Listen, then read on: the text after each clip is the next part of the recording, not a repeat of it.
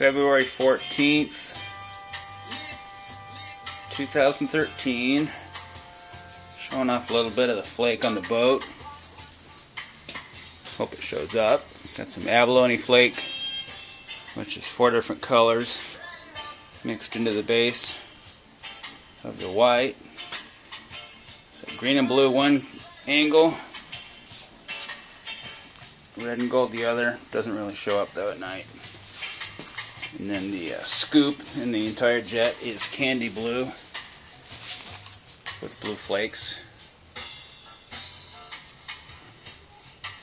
Looks good in the water, I think. Not bad for doing it in the driveway. And this is the Monster L20. May not be able to see it in the dark. And my 620 emblem that I mounted to the back. Why not?